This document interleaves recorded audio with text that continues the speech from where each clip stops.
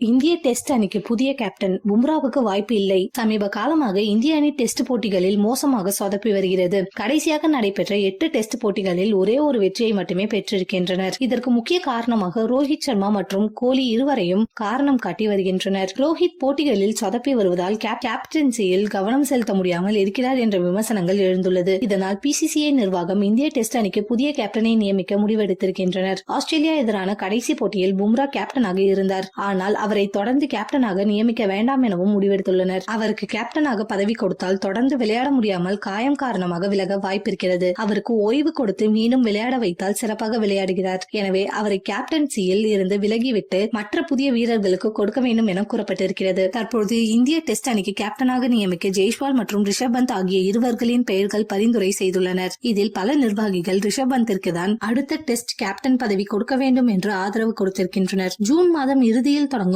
Test போட்டியில் ரிஷப் பந்த் கேப்டனாக செயல்பட அதிக வாய்ப்புள்ளதாக வெளியாகி இருக்கின்றன. மேலும் சீனியர் வீரர்களான ரோஹித் சர்மா மற்றும் விராட் கோலி ஆகியோர் நீக்கப்பட்டு KL ராகுல் மற்றும் சர்பரஸ் கான் ஆகியோருக்கு விளையாட வாய்ப்பு கொடுக்க இருப்பதாகவும் சொல்லப்படுகிறது.